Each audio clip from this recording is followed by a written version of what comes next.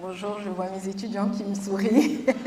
Bonjour Achille Bambé. Bonjour. Bonjour au public, chers collègues, chers étudiants. Nous sommes ravis de vous accueillir aujourd'hui dans le cadre de cette conférence. Achille Bambé, vous avez été attendu pendant de longues années à Montréal.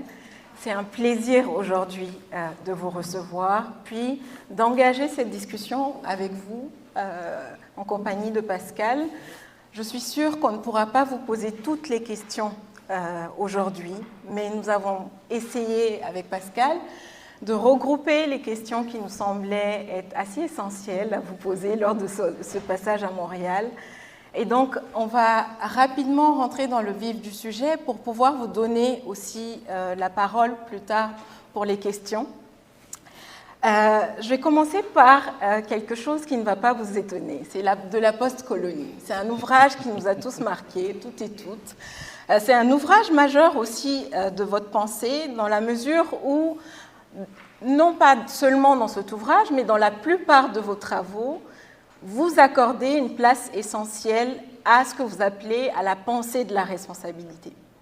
Et dans De la post-colonie en 2000, on voit bien que vous proposez une manière singulière de penser les sociétés africaines après la colonisation. Ma première question pour vous, c'est comment définiriez-vous simplement cette idée de post-colonie ? Je m'explique.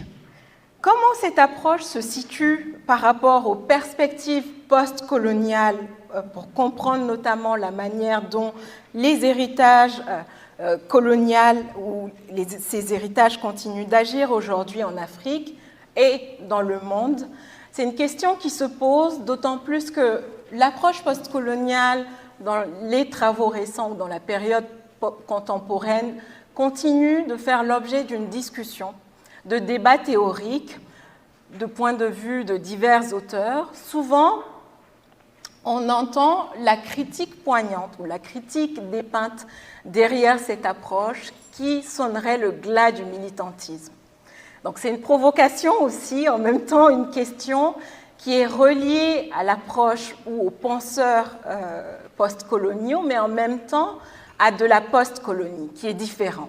Donc j'aimerais bien, pour nous et pour nos étudiants, que vous nous éclairiez aujourd'hui sur cette pensée-là de la post-colonie, mais en même temps en vous situant par rapport à l'approche post-coloniale. Merci.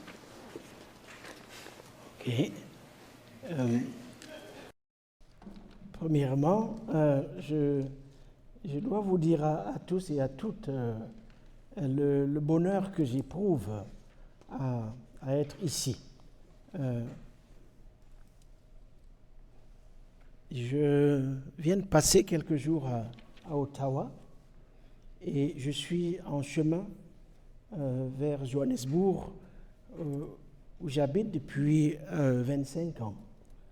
Et donc, il m'a été proposé de m'arrêter ici et d'avoir cet échange avec les unes et les autres. Et je suis vraiment ravi d'être là.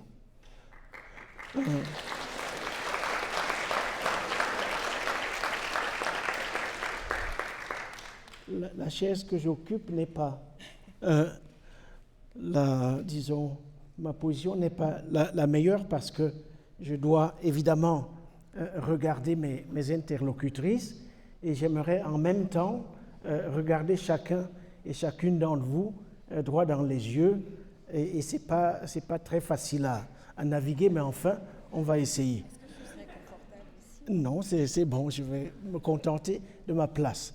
Alors, mon supplice va bientôt, il a commencé, comme vous le voyez. J'espère qu'il sera un doux supplice et que tous nous participerons à le rendre tolérable. Donc, Sadio commence effectivement par un point extrêmement important et très intéressant pour moi, l'évocation du texte intitulé « De la post-colonie ». Alors, peut-être faut-il dire un ou deux mots rapides sur le contexte dans lequel ce texte a été écrit. C'est un texte que j'ai écrit lors de mes dernières années aux États-Unis, lorsque j'enseignais à l'Université de Pennsylvanie, peu avant de prendre la décision de rentrer en Afrique, pas du tout dans le pays où je suis né, mais plutôt au Sénégal, qui est devenu mon deuxième pays, puisque en fait, j'ai un passeport sénégalais. Et donc, c'est un texte qui a été écrit la nuit. L'écriture de la post-colonie est une écriture nocturne. Et c'est très important, en tout cas pour moi, le moment de l'écriture. C'était tard la nuit. C'est un texte qui porte de bout en bout les traces de la musique congolaise. J'écrivais avec la musique congolaise que j'écoutais au moment même où je déposais sur le papier les différentes phrases. Et chaque phrase dans ce texte, qui est en réalité c'est vraiment pas un texte de sociologie, c'est pas un texte d'analyse politique en tant que tel, ce n'est pas un texte littéraire en tant que tel, bien que les sources qui ont été à son origine soient très littéraires. C'est évidemment Sonny Labutansi, c'est évidemment Amos Tutuola, c'est Amadou Kourouma et bien d'autres. C'est une espèce de pot pourri de références. J'oubliais Yambo Ologem. Il y en a un certain nombre. C'est un texte qui s'alimente à toutes ces sources. L'objectif étant de dire un mot au sujet d'un sujet qui, quelque part, échappe à tout mot. Un sujet, l'Afrique. L'Afrique occupe dans l'histoire intellectuelle du monde une place tout à fait paradoxale. Vous vous souvenez sans doute, je suis désolé de revenir à lui, du chapitre que le philosophe allemand Hegel consacre à l'Afrique dans son livre « La raison dans l'histoire ». Hegel résume en des mots absolument beaux, je dois le confesser, en un ton extrêmement remarquable.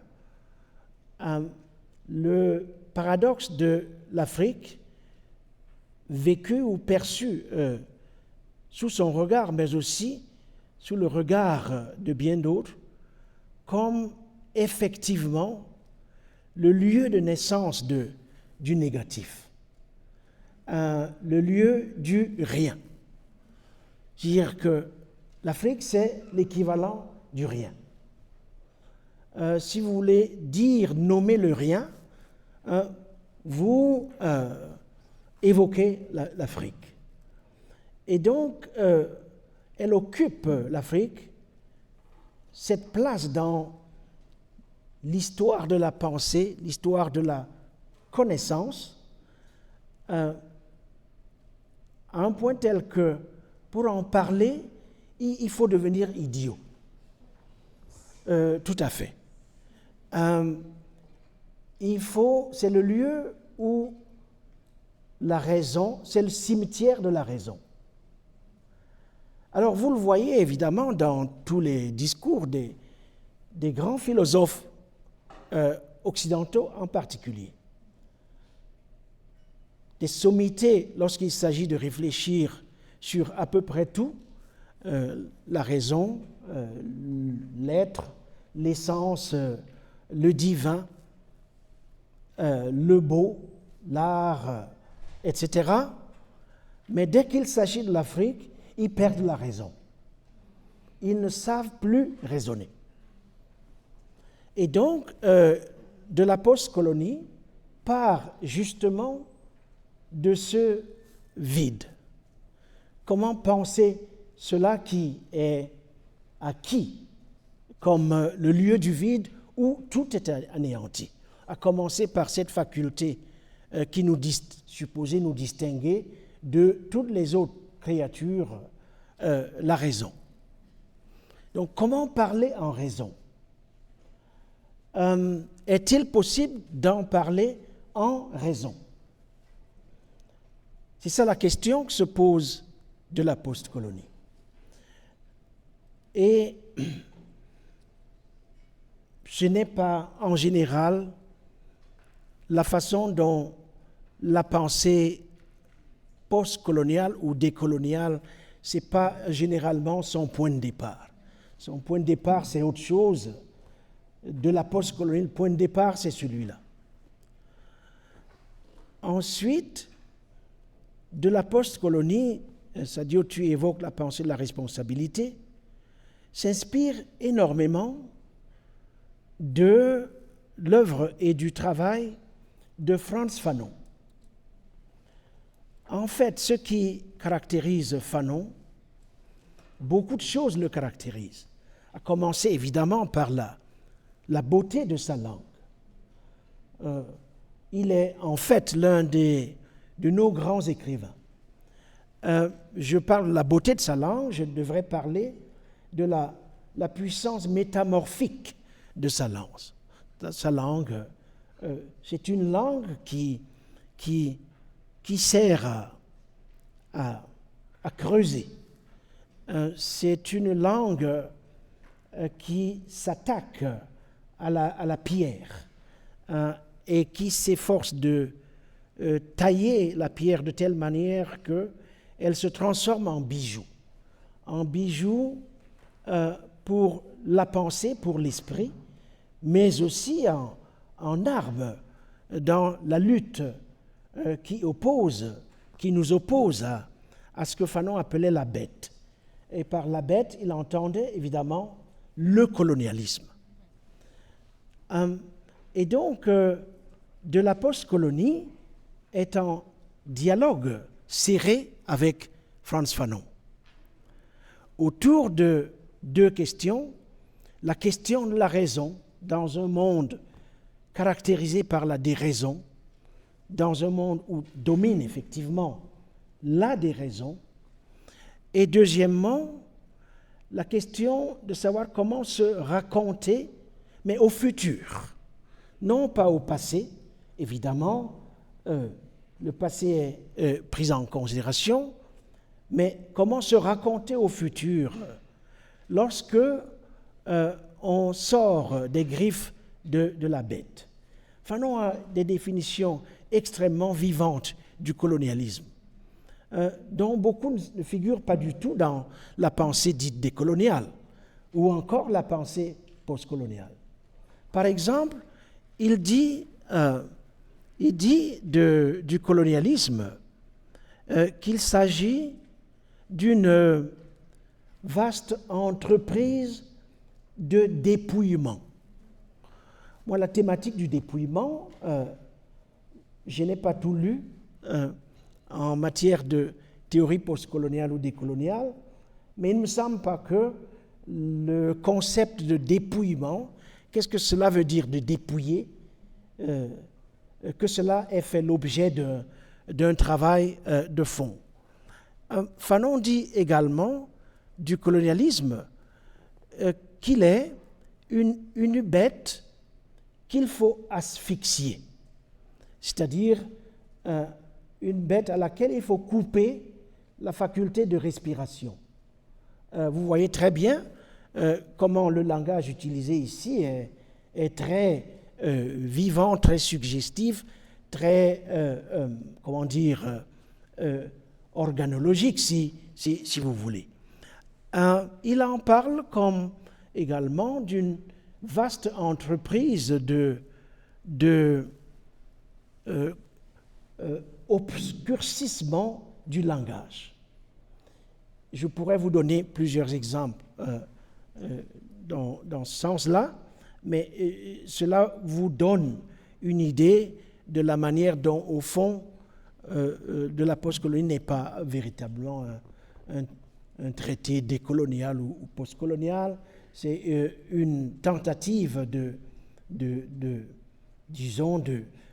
d'élaborer un discours qui n'a aucune prétention scientifique, un discours qui a pour objet de faire vibrer, disons, la raison, de soigner la raison afin qu'elle puisse s'ouvrir à l'ensemble des facultés humaines dont on a besoin pour construire une intelligence située.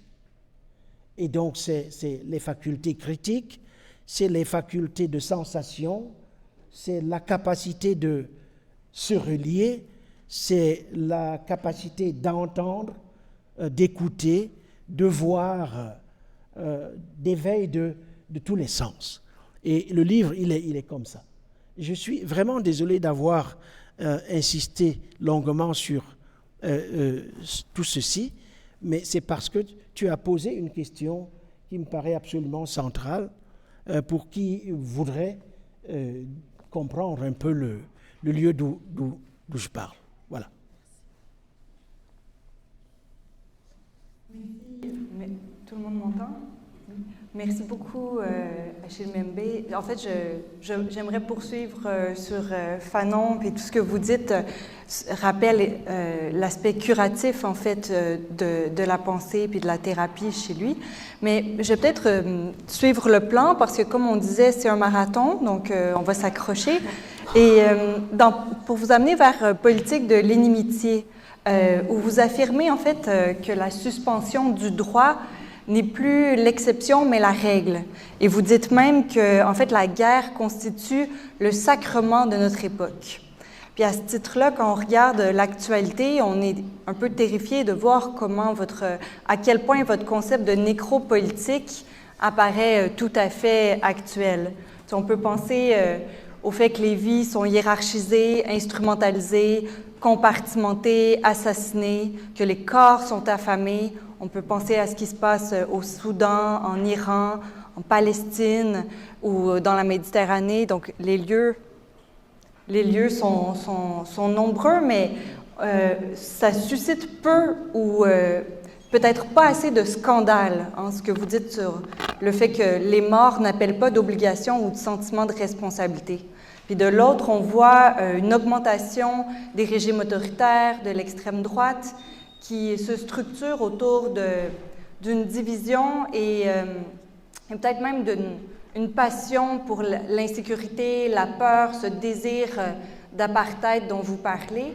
Et à ce titre-là, on observe combien les nouvelles technologies comme l'intelligence artificielle constituent des puissances qui permettent d'augmenter les effets du conditionnement ou de l'emprise du pouvoir sur les conduites. Et je serais intéressée de savoir la manière dont l'actualité permet, selon vous, d'illustrer votre concept de nécropolitique. Et à l'inverse, comment est-ce que le concept de nécropolitique permet de rendre visibles certains soubassements du présent aujourd'hui?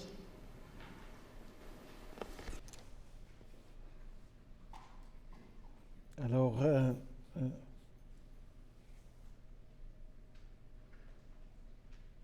en général, je ne relis pas mes livres. Et donc, je suis sérieux, je ne les relis jamais. Une fois que c'est sorti, ça se débrouille comme ça peut. Je ne réponds jamais aux critiques non plus, parce qu'un livre doit pouvoir se défendre tout seul. S'il n'y arrive pas, tant pis. Et donc, lorsque vous m'invitez à revenir de très près à un concept, je suis un tout petit peu désorienté. Mais je vais essayer Alors, ce que je voulais dire, c'est que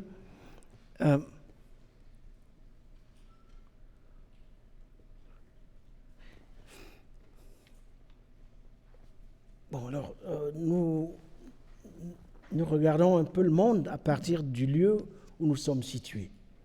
Moi, je vis à Johannesburg, en Afrique du Sud.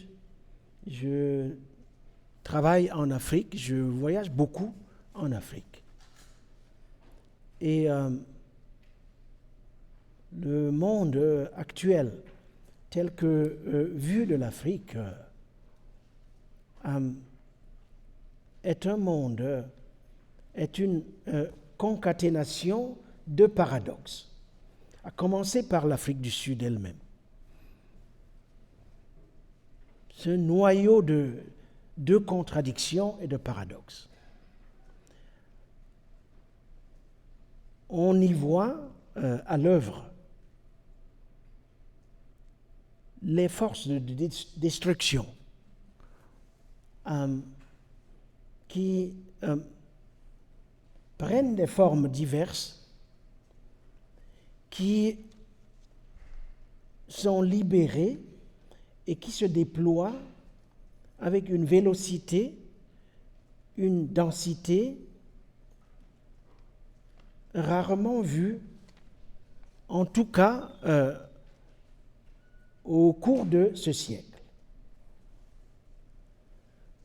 Rarement vue dans la mesure où ces forces de destruction sont propulsées par des machines, des méga-machines, mais aussi des machines de plus en plus miniaturisées, des machines de plus en plus cellulaires.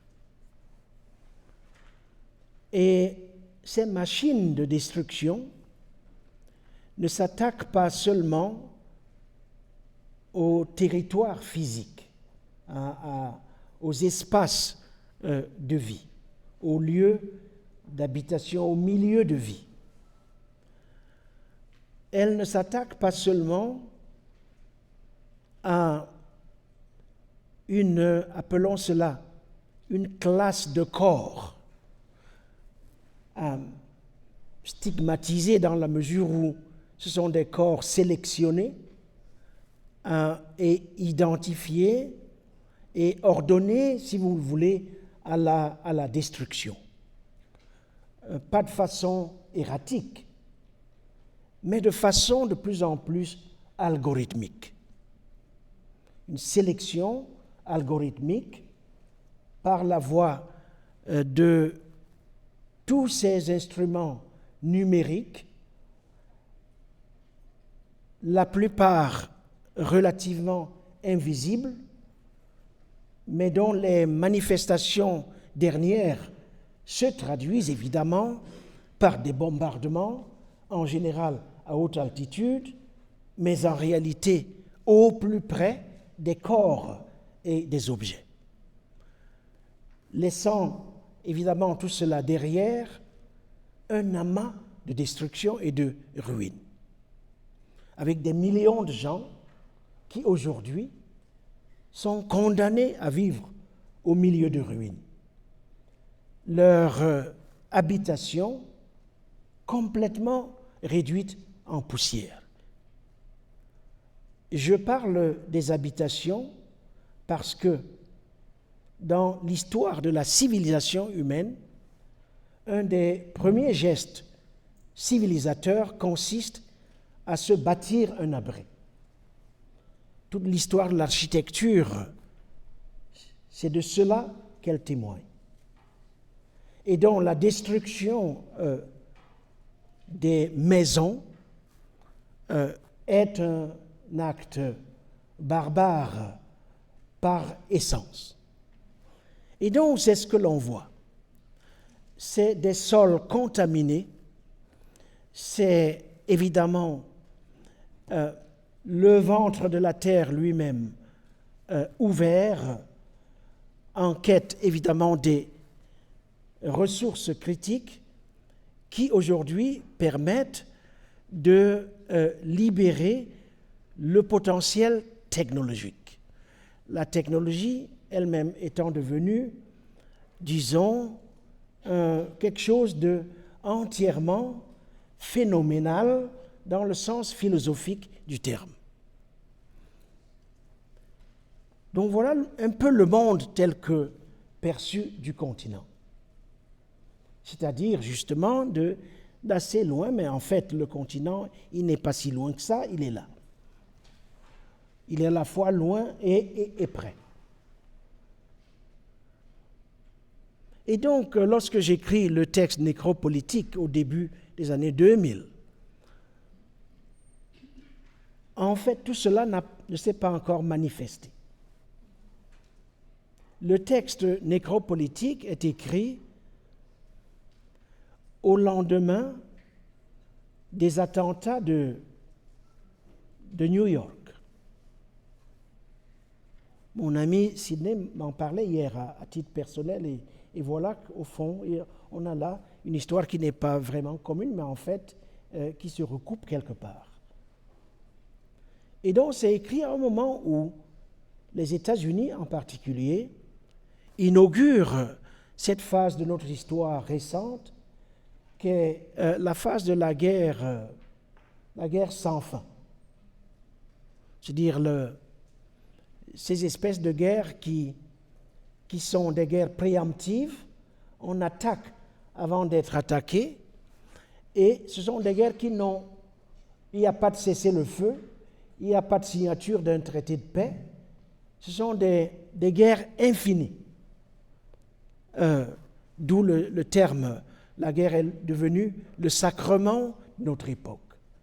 Et vous voyez très bien, celles d'entre vous qui écoutez c'est quoi? Vous essayez de nous donner... Faut pas vous regarder, ok. Alors, j'ai perdu maintenant le fil de... Le sacrement de notre époque. Oui, alors de quoi on parlait? Vous voyez, c'est un peu ça. Alors, il y a ça, mais il y a l'autre partie que le terme nécropolitique n'évoque pas vraiment.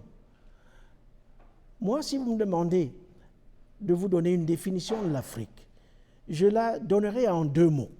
L'Afrique est une réserve de puissance et elle est une puissance en réserve. Ça met... j'en ai eu la conscience. Une fois, j'étais au Congo. J'étais à Kinshasa. Kinshasa, c'est une ville interminable. Celle d'entre vous qui avez été, vous savez de quoi on parle.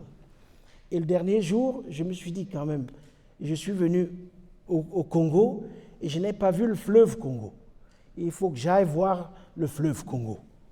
Et donc, je suis allé regarder le fleuve Congo. Le fleuve Congo, c'est quelque chose d'extraordinaire. Surtout à Kinshasa, lorsque vous êtes sur le bord du fleuve et vous voyez de l'autre côté Brazzaville. C'est une puissance indescriptible. Et le fleuve Congo est à l'image du continent africain. Une puissance en réserve et une réserve de puissance. La question étant, bien entendu, comment actualiser cette réserve de puissance? Et lorsque je dis puissance, je ne parle pas de la puissance militaire ou des forces de destruction. Je parle de la force des sociétés, c'est-à-dire de leur extraordinaire capacité de création, de créativité, ou si vous voulez, leur capacité de résilience.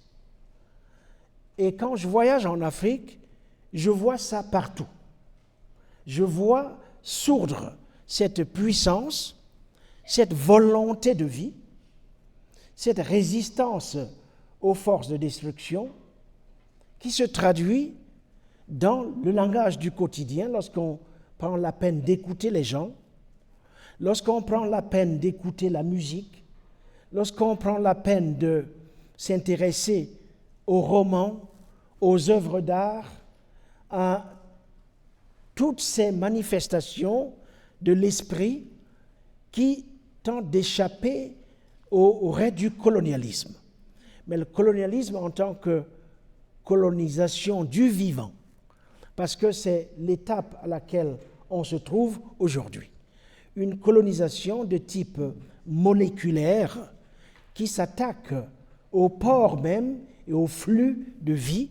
Et quand je dis flux de vie, je ne parle pas seulement des flux de sang, des flux de la respiration, je parle aussi des flux de sens, tels que traduits dans la langue, qui est en train d'être automatisée, c'est-à-dire dépourvue de toute capacité de signification et de symbolisation.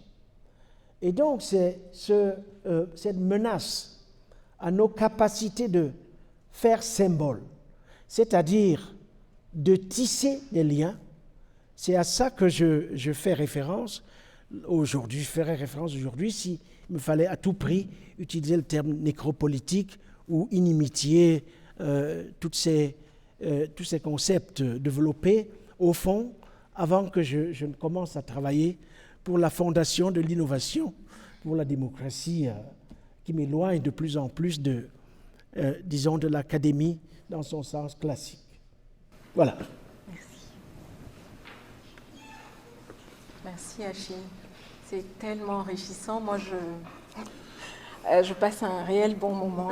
Je ne sais pas pour le public, mais vous nous nourrissez beaucoup, enfin, intellectuellement. J'aimerais beaucoup vous poser une question sur l'État. Donc là, je porte ma casquette de politiste. Dans la mesure... Oh, pardon. Ah, pardon. Vous m'entendez? Donc, je disais que j'aimerais beaucoup vous poser une question sur l'État. Pourquoi cette question-là? Parce que dans vos travaux, vous nous dites que l'État ne peut pas être réduit à une simple institution. L'État, est-ce que vous avez souligné aussi tout à l'heure, il est traversé par des logiques de pouvoir, des logiques de violence, mais aussi par une historicité.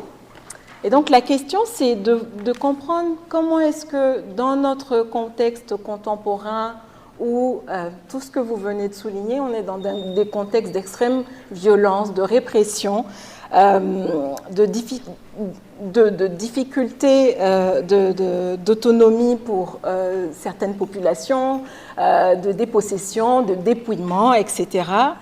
Comment on peut penser aujourd'hui cette question de souveraineté à l'échelle de l'Afrique, à l'échelle du monde, mais aussi la question de la citoyenneté. Donc c'est vraiment deux notions que j'aimerais vous inciter à penser, à réfléchir aujourd'hui dans le cadre de notre discussion.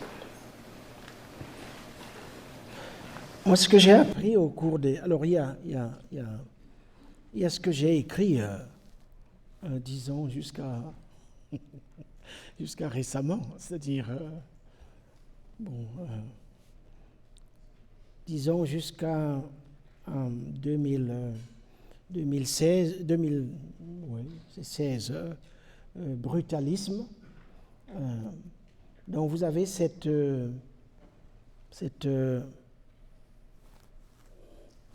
séquence, si vous voulez, qui commence en fait avec, comment ça s'appelle, critique de la raison nègre. Je sais que le terme nègre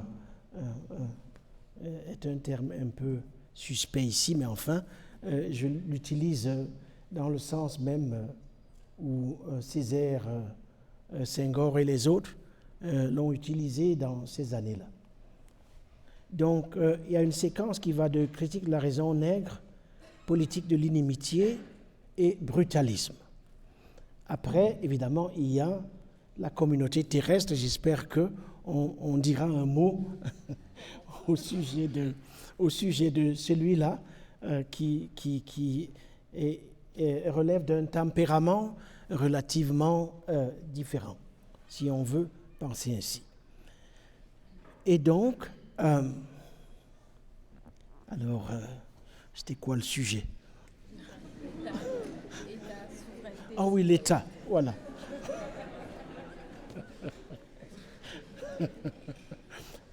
Je vais vous dire une chose. Alors, je suis arrivé il y a quelques jours, je suis allé à Ottawa. En venant au Canada, je pensais que l'esclavage avait été aboli il y a très longtemps. Et voilà qu'on m'a fait travailler jour et nuit. C'était pas tout à fait une plantation, mais il y avait des éléments qui ressemblaient un peu au régime de la plantation. Même si mes maîtres étaient tellement bienveillants que je m'y suis mis avec beaucoup de plaisir. Et donc, au moment où je viens à vous pour mon petit supplice, il m'arrive d'être un peu perdu. Et c'est pour ça que je demande de temps à autre, mais où est-ce qu'on en est? Donc, on en est à l'État et à la citoyenneté et à la souveraineté. Et donc, je disais que ce que j'observe depuis que je ne suis plus tout à fait l'universitaire classique qui écrit des livres théoriques, mais plutôt je m'efforce de devenir un citoyen qui met la main à la pâte à travers la fondation de l'innovation pour la démocratie. Alors, j'écoute beaucoup. En fait, j'ai passé les 3-4 dernières années à écouter. J'ai jamais autant écouté de ma vie. En réalité, ça a commencé un peu avant la mise en place de la fondation, lorsque il m'a été demandé de contribuer à la préparation d'un sommet dont l'objectif était de,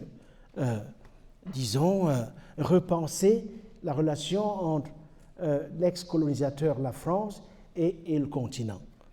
Et donc, je me suis mis à écouter. Et donc, j'écoute. Mon travail aujourd'hui, c'est d'écouter. J'écoute jour et nuit. Et donc, ce que j'observe, et je partage ça avec vous, c'est pas du tout systématisé. Ce que j'observe, c'est que ces gros concepts, l'État, la souveraineté, la citoyenneté, etc., n'ont de sens que si on s'efforce de les repenser à partir du quotidien, c'est-à-dire des lieux de la vie quotidienne. Et quand je dis les lieux de la vie quotidienne, je pense en particulier à tout cela qui relève de la composition, de la mise ensemble des moyens d'existence. C'est-à-dire quoi? C'est-à-dire l'accès à la nourriture, c'est-à-dire l'accès à l'eau potable, c'est-à-dire l'accès à la santé, à l'éducation, etc., etc. Mais il ne s'agit pas seulement de la satisfaction des besoins matériels, il s'agit aussi de la satisfaction des besoins, disons, spirituels. Toute une économie spirituelle, le besoin de se sentir en sécurité, d'être protégé, le besoin de dignité, de ne pas être humilié à partir des rapports hommes-femmes, jeunes-enfants, etc., etc. Moi, la grande révélation des dernières années, c'est ça. C'est le pouvoir du quotidien. Partir du quotidien. Le quotidien comme, au fond, le lieu privilégié du politique. Deuxièmement, je me suis rendu compte à quel point est-ce que dans nos sociétés, il existe des capitaux, je n'ai pas d'autre terme, mais le terme, il dit bien ce qu'il veut dire, des capitaux communautaires. Des capitaux communautaires qui prennent forme, en général, dans ce que l'on appelle l'informel. En fait, il nous faut repenser l'informel.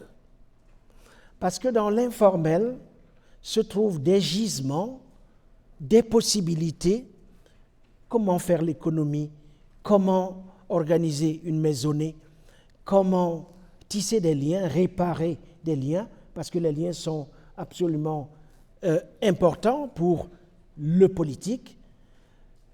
Donc, ce capital communautaire informel, c'est le lieu justement où résident les ressources endogènes de toute possibilité de transformation. Troisièmement, tout ce qui touche à la langue.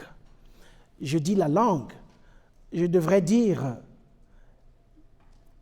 la fabrication du symbolique.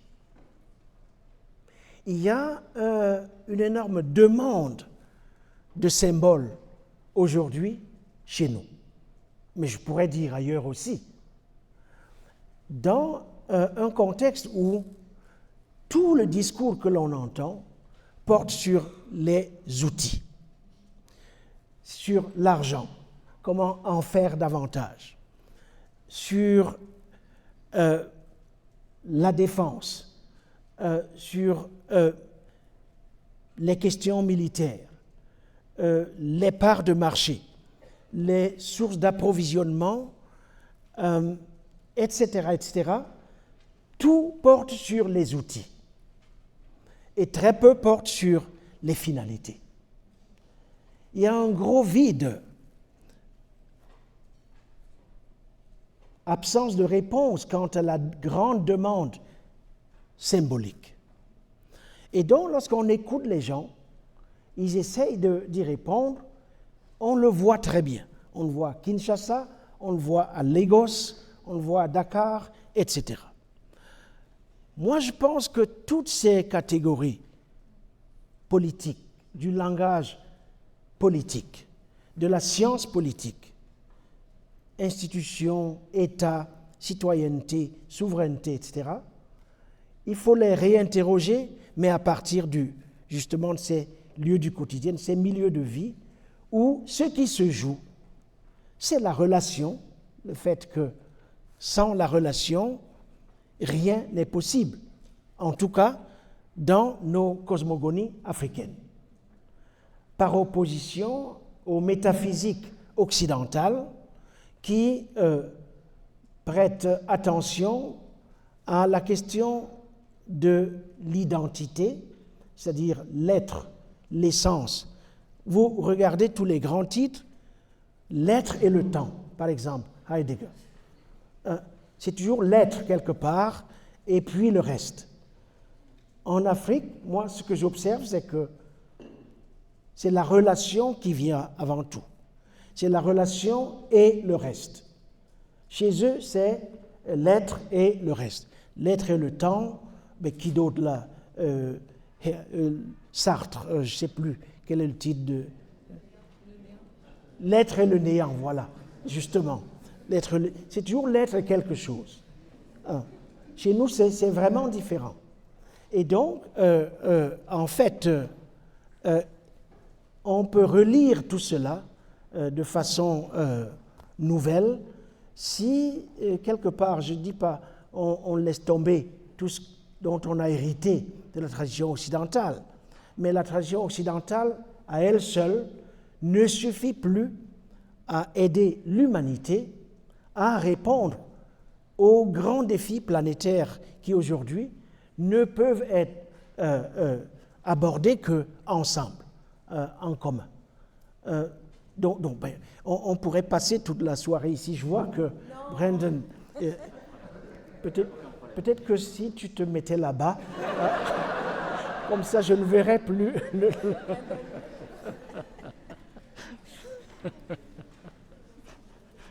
Merci. Merci beaucoup. Et c'est difficile de ne pas rebondir tant c'est riche.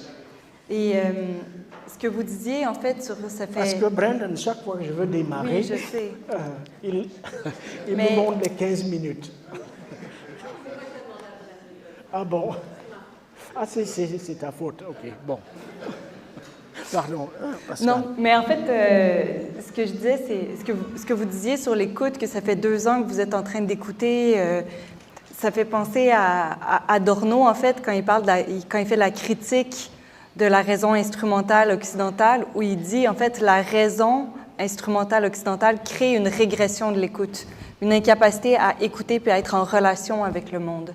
Et donc, je vous ai aussi écouté, et nous arrivons maintenant à la communauté. C'est une raison assez bizarre, la raison, parce que... Alors, Sartre a de ce point de vue des choses vraiment intéressantes dans, je ne sais plus, situation 4 ou 5. Alors, Sartre, il traite dans ce chapitre de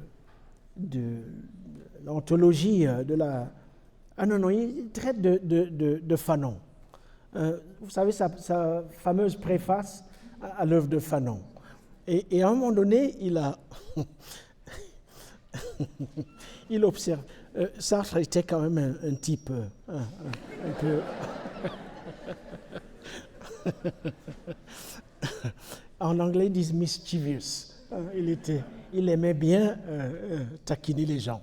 Donc, il dit, mais voilà, ce qui est vraiment important dans ce texte de Sartre, qu'il réinterprète vraiment à sa façon. Hein. La préface de Sartre a causé énormément de dommages à la compréhension de Fanon. Mais bon, j'imagine que c'est le propre de tous les textes. Alors il dit, ce qui est vraiment intéressant avec Fanon, c'est que au fond, Fanon, il ne parle plus aux colons. Il ne s'adresse pas aux colons. Et alors, il continue, il dit, le colon, il pense que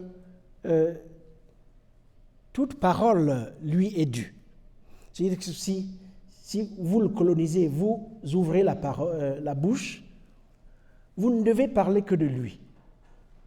Vous ne devez vous adresser qu'à lui. Vous n'avez pas de parole propre. Vous ne pouvez pas vous parler entre vous sans passer par lui. Et il dit, mais voilà, avec Fanon, ce mécanisme-là, où le colon est au centre de la parole, est détruit. Et évidemment, le colon est énervé, puisque on ne parle plus de lui, il n'est plus l'objet du discours. Donc non seulement il n'écoute pas, mais il s'énerve lorsque on ne lui parle plus, il n'est plus l'objet du discours. Absolument. Puis c'est ce que Sartre dit de Fanon, que Adorno avait manqué aussi. Mais ce que je voulais dire, c'est que je vous ai écouté et nous arrivons à une question sur la communauté terrestre. Nous arrivons à une question sur la communauté terrestre. Donc, le livre dont vous parliez tout à l'heure, qui est assez différent des livres précédents, et dans lequel, vous l'avez abordé tout à l'heure un peu, vous constatez une mathématisation du monde, vous faites une critique en fait de la façon dont une certaine métaphysique occidentale cherche à maîtriser la nature, puis en vous inspirant notamment de Glissant, vous parlez d'une désappropriation, comme d'une capacité à écouter, à être en relation, à porter attention à autrui, mais aussi aux vivants comme aux non-vivants, comme autre chose que ce qu'on voudrait posséder, en fait. Ne pas avoir l'idée d'utilité ou de production comme premier critère de notre projet politique. Puis, en fait, je serais intéressée à en savoir un petit peu plus sur les cosmogonies africaines. Comment est-ce qu'elles peuvent nous inspirer pour transformer, en fait, notre rapport à la métaphysique occidentale? Alors, il faut que je le répète peut-être pour qu'on soit tous d'accord. Je ne suis pas, Pascal, je ne dis pas que c'est ce que tu as dit, je ne suis pas du tout de ceux qui pensent que ce que l'on appelle les métaphysiques occidentales ne valent que pour les Occidentaux. Je ne suis pas de cette école de pensée. Je pense qu'il y a une part de l'héritage de la philosophie occidentale dont la portée est, si vous le voulez, universelle. Même chose lorsqu'on examine des choses comme la démocratie libérale. Récemment, un putschiste ouest-africain s'est permis de déclarer que la démocratie, c'est pas pour nous. Ça ne veut rien dire chez nous. Je ne crois pas en ça. Il y a dans l'héritage de la philosophie libérale démocratique des éléments dont la valeur est universelle. À commencer par exemple par l'idée de l'égalité entre tous. Il n'y a pas une égalité africaine et une égalité chinoise, il y a une égalité radicale. L'idée selon laquelle, par exemple, pour être gouverné, il faut consentir à être gouverné. On ne peut pas gouverner les gens sans leur consentement. C'est un principe très simple, mais avec des conséquences extraordinaires si on prend ce principe au sérieux. Donc, je ne suis pas de cela. Ceci dit, je pense que nous aurions, l'humanité, ou pour utiliser un vieux terme, la race humaine, c'est un terme que l'on utilisait beaucoup au XIXe siècle, même au début du XXe. On ne l'utilise plus du tout, je ne sais pas pourquoi, mais peu importe. La race humaine, nous avons intérêt, pour affronter les grands défis contemporains, qui sont des défis d'ordre planétaire, nous avons besoin de plus qu'une seule bibliothèque.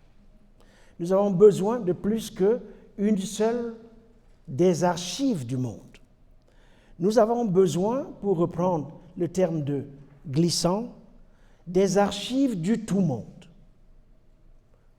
Je pense qu'une manière d'appauvrissement de l'esprit aujourd'hui dans notre monde consiste justement à nous enfermer les uns et les autres dans le monologue avec une seule archive, une seule bibliothèque érigée en alpha et oméga de toute l'intelligence de l'humanité.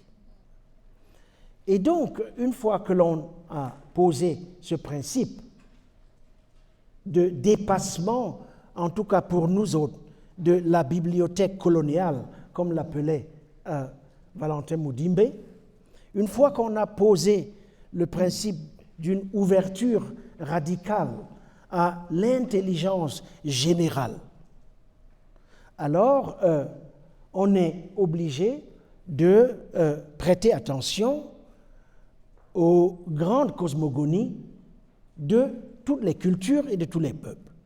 En l'occurrence, les cosmogonies africaines, mais aussi, on pourrait le penser évidemment, les cosmogonies des peuples premiers, que ce soit en Amérique latine ou en Asie. Et ainsi, on a à notre disposition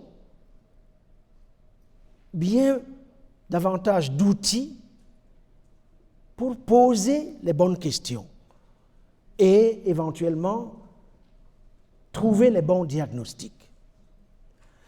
Et on voit également, en explorant ces univers pluriversaux, pour utiliser un terme à la mode, on voit très bien comment, au fond,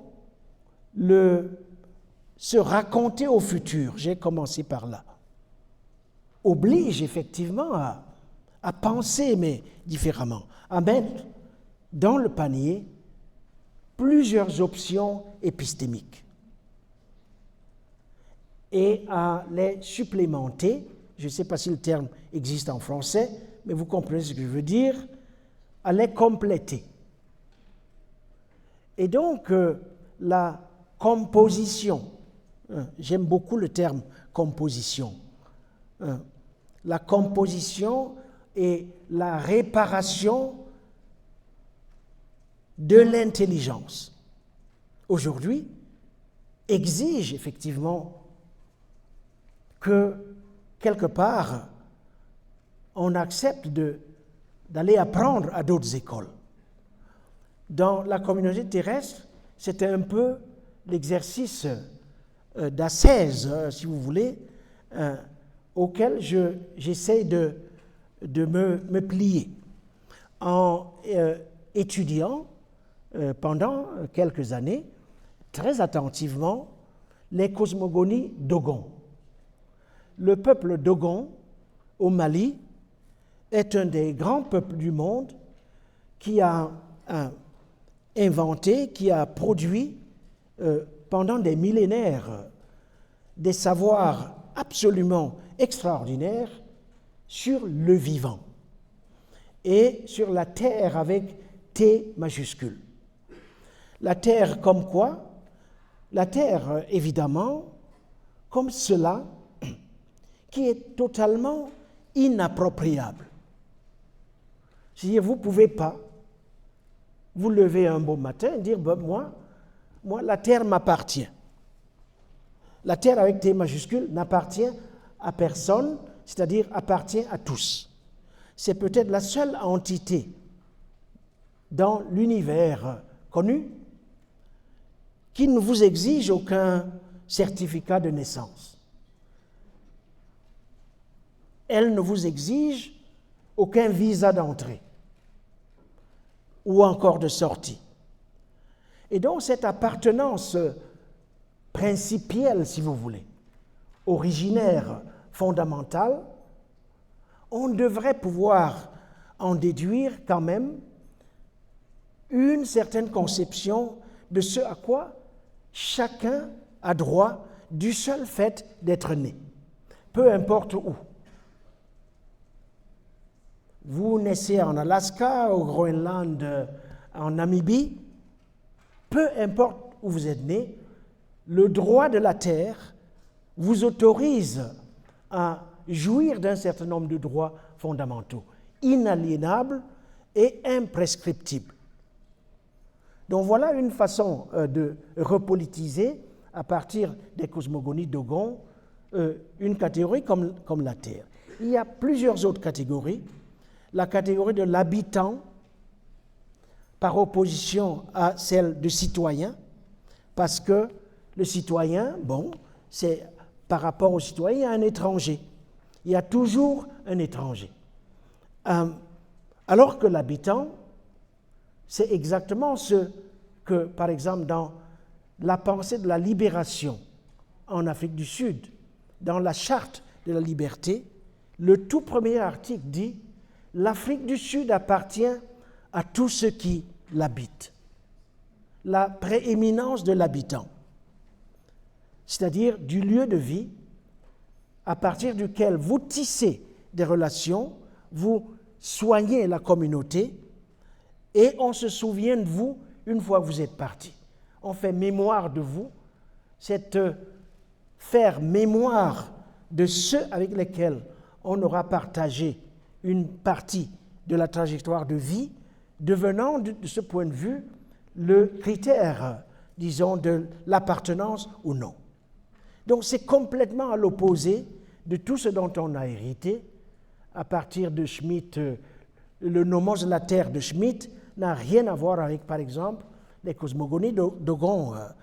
Donc il y a là, si vous voulez, des ressources pour réactiver l'imagination politique, l'imagination conceptuelle et les pratiques politiques, artistiques, culturelles, à un moment justement de, où on est assiégé, comme on le disait au début, par les forces des machines de la destruction. Voilà comment, à mon avis, on peut réenchanter la connaissance, le savoir, la théorie et la vie, si vous voulez. Merci beaucoup.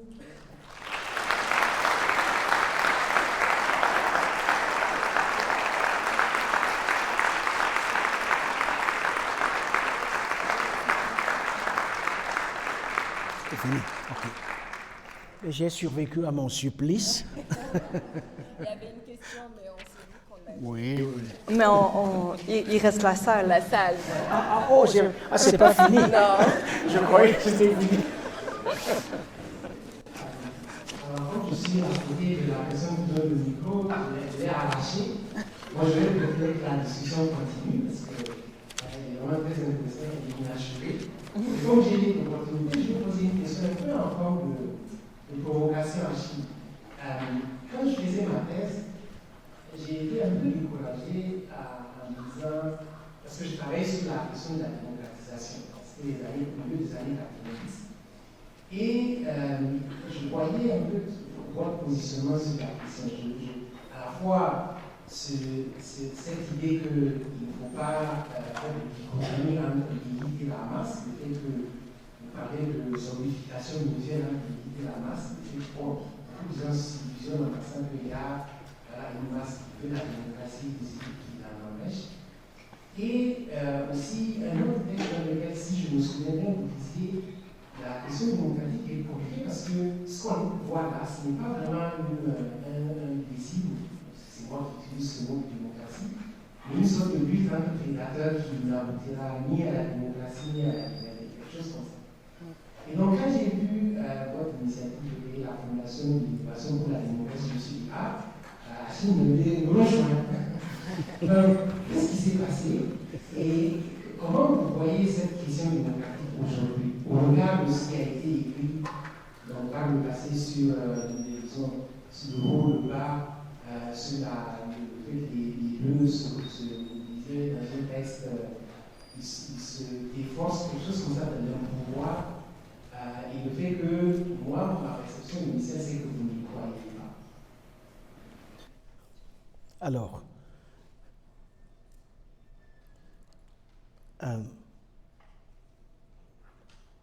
c'est pas vrai que je ne croyais pas en la démocratie. Encore faut-il qualifier cette démocratie. Je exprimais des réserves ou des doutes au regard de la sorte de transition qui était en cours à l'époque et que d'ailleurs beaucoup d'analystes avaient très tôt qualifié de restauration autoritaire, dans la mesure où la plupart de ces transitions avaient sans doute permis de ouvrir relativement, en tout cas, le champ politique, avec l'apparition de partis politiques, des journaux pluriels, plus ou moins, plusieurs syndicats, des élections sans doute plus régulières, etc. Donc il y avait eu une relative libéralisation du champ politique, mais la libéralisation du champ politique n'est pas exactement la même chose que la démocratisation.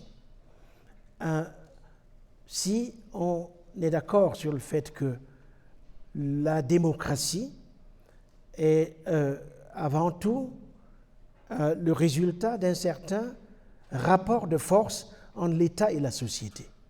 Il n'y a pas de démocratie en dehors de ce rapport de force. Et donc, il y a des endroits où, effectivement, l'État est plus fort que la société. Dans ce cas, si vous voulez démocratiser, il faut consolider les forces de la société pour que, dans l'antagonisme avec l'État, il y ait des chances de compromis.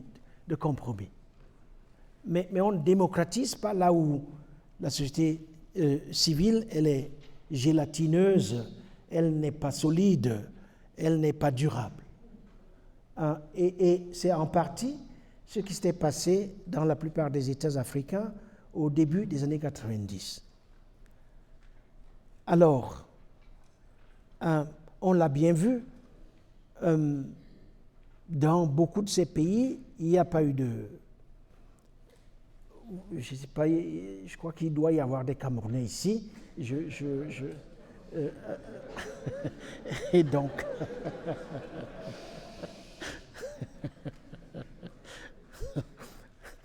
Bon, alors, c'est ça, on n'en parle pas. On a tous compris de quoi il s'agit. Alors, par ailleurs, vous avez d'autres pays où, effectivement, il y a eu des expériences solides. Comment? Le Bénin. Le Bénin est très intéressant comme modèle. Je pensais aussi au Sénégal. Évidemment, il y a l'Afrique du Sud, il y a le Botswana, il y a le Cap-Vert, il y a l'île Maurice. En gros, c'est des petits pays insulaires qui ont été beaucoup plus avant dans ce travail de transformation que les grands États continentaux, même si par ailleurs, effectivement, il y a un contraste. Mais bon, là, ce n'est pas ça la question. Alors, partout dans le monde aujourd'hui, tout le monde dit la démocratie, elle est en crise. Je viens de esquisser l'argument selon lequel, dans la plupart des cas, ce que l'on a eu en Afrique, ce n'est pas vraiment des transitions démocratiques, vers la démocratie. Je pourrais ajouter que le diagnostic selon lequel la démocratie serait en crise, ce diagnostic ne s'applique pas à nous. Pourquoi? Pour une raison très simple. La démocratie ne peut pas être en crise là où elle n'existe pas. C'est aussi simple que cela. Et donc, il faut se poser la question de savoir qu'est-ce qui existe. Je suis sérieux, il faut commencer par cette question. C'est quoi les régimes qui ont succédé à l'État colonial chez nous?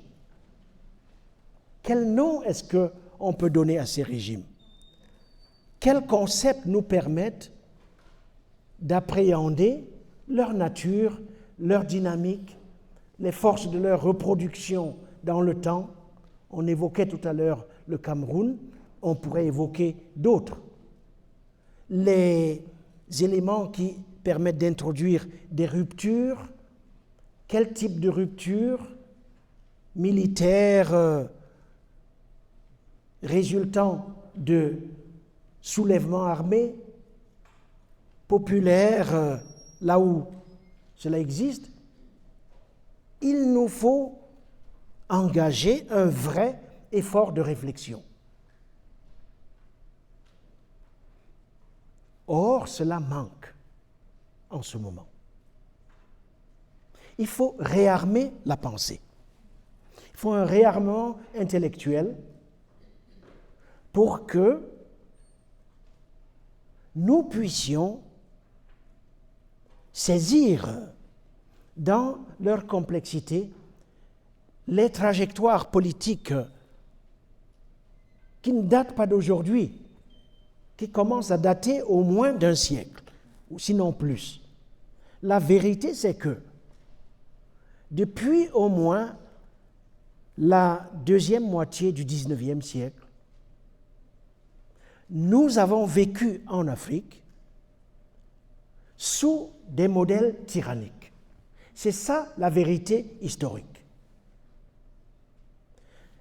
Il se trouve que ces modèles tyranniques de la domination, qui prennent des visages très différents ici et là, ne nous ont pas permis de résoudre deux crises fondamentales auxquelles nous continuons de faire face. La première, c'est la crise en matière de production des richesses. et par conséquent d'élévation du niveau de vie de nos gens. Dans la mesure où aujourd'hui encore, nous sommes prisonniers, dans la plupart des cas, des besoins primaires. Nous ne sommes pas arrivés à résoudre la question des besoins primaires et des moyens matériels d'existence. Dans leur platitude, j'évoquais ça tout à l'heure, manger, se soigner, avoir accès à l'eau potable, tous ces ingrédients sans lesquels il ne peut pas y avoir une vie de dignité. La tyrannie explique le défaut de réponse à cette question historique. La tyrannie explique un deuxième défaut que la décolonisation n'a pas permis de résoudre, c'est la question de la liberté. Après tout, les grandes luttes anticoloniales, elles visaient quoi? L'égalité dans des systèmes où la race prédominait sur tout, puisque le colonialisme, au cœur, c'est la suprématie raciale. Il y en a qui ils ont plus droit à la vie que d'autres. L'égalité, c'était ça. Une série d'abolitions de privilèges rattachés à la racisation, l'abolition du travail forcé, par exemple.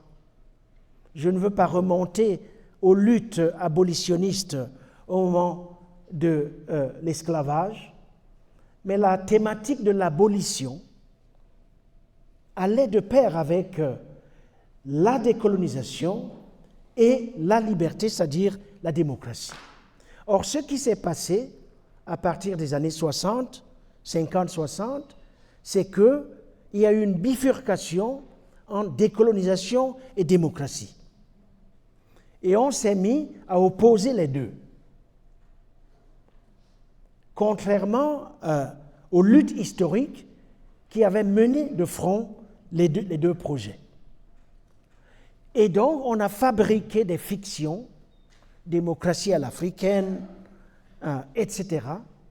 La démocratie, ça vient de l'extérieur, ce qui n'est pas vrai, mais ça n'a aucune réalité historique. La démocratie, ce n'est pas africain. Aujourd'hui, on est passé à l'étape supérieure. Je évoquais tout à l'heure le capitaine Traoré, parce que récemment, les gens vous disaient démocratie, oh attendez, une démocratie à l'africaine. Aujourd'hui, ce n'est même plus la peine. Ça ne nous concerne pas, dit-il. Et donc, le projet démocratique aujourd'hui, c'est en fait une proposition minoritaire. Elle est une proposition minoritaire. À un moment de la vie du monde où même les vieilles démocraties hésitent à prononcer le mot. Vous les écoutez, tous ils sont dans la musculation. C'est à qui va avoir le muscle le plus épais. Ça veut dire quoi? Conquête des parts de marché. Ça veut dire quoi? Ça veut dire militarisation, retour, investissement massif dans les industries de l'armement. Ça veut dire quoi? Ça veut dire sécurisation, vous trouverez le mot, la sécurité partout, devant, derrière, à gauche, à droite, tout se réduit au langage de la sécurité. On en est là, comme si, au fond, il y avait, que c'était un jeu à somme nulle, ce que vous gagnez en sécurité, en part de marché, en puissance militaire, il faut que vous le perdiez pour tout ce qui concerne le soin des sociétés. le soin, la réparation, l'investissement dans les infrastructures civiques, la défense de la liberté d'expression, la protection des dissidents, l'égalité entre les hommes et les femmes. Vous voyez tout ce qui se passe en termes de mouvement anti-droit des femmes. Aujourd'hui, très vite, bientôt, de toute façon, le terme féminisme va être, un terme blasphématoire. Et donc, c'est un peu là où on en est. Et donc, des pays comme le Canada, puisque nous sommes au Canada, en Afrique du Sud, je pense que vous avez là une opportunité d'aider à penser différemment. On a besoin aujourd'hui d'une pensée forte, parce que l'époque est aux grandes questions qui exigent de grandes idées. On ne s'en sortira pas sans de grandes idées, c'est-à-dire sans une certaine prise calculée de risques, y compris des risques intellectuels. Il faut prendre ces risques au regard de la magnitude des défis auxquels nous sommes confrontés. Et il faut prendre ces risques en relation avec le projet démocratique. Pourquoi? Parce que en cette époque de colonialisme moléculaire, comme je l'ai appelé tout à l'heure, c'est-à-dire où le projet fondamental, c'est de coloniser le vivant, la démocratie, sous sa forme substantive, est le dernier nom du vivant. Je le pense sincèrement. Et c'est tout le projet derrière la fondation de l'innovation pour la démocratie qui se veut un mouvement social, un mouvement qui rassemble de nouvelles coalitions sociales, en particulier les jeunes, mais aussi les femmes, mais aussi les artistes, mais aussi tout cela qui, en intelligence collective,